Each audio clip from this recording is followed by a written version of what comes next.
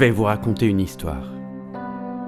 Il était une fois deux villes, séparées par un pont que jamais personne ne traversait.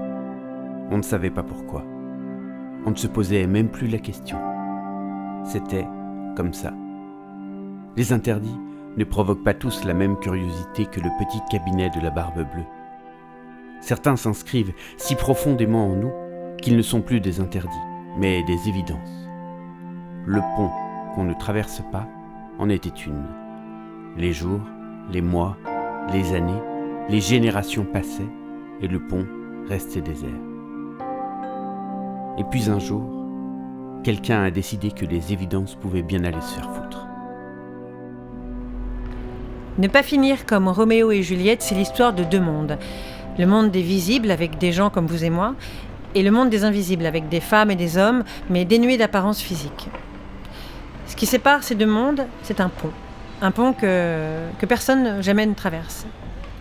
Chez les invisibles, on va s'intéresser à Romy, une championne de ping-pong, qui habite chez son père, Paul, un ancien champion de ping-pong lui aussi. Paul est très malade et va finir par mourir. Et Romy, un jour, décide enfin de traverser ce pont. Et chez les visibles, elle va rencontrer Pierre. Pierre est un homme qui écrit des horoscopes, mais pas n'importe quels horoscopes, des horoscopes shakespeariens. Ne pas finir comme Roméo et Juliette, c'est l'histoire de cette rencontre improbable. Avec ce spectacle, on va continuer notre travail de recherche autour de ce qu'on appelle le ciné-spectacle. C'est une forme théâtrale qu'on a créée il y a une vingtaine d'années et qui allie théâtre, cinéma et musique dans une performance live. Et ce qui nous intéresse tout particulièrement avec Ne pas finir comme Roméo et Juliette, c'est de travailler autour de l'invisibilité.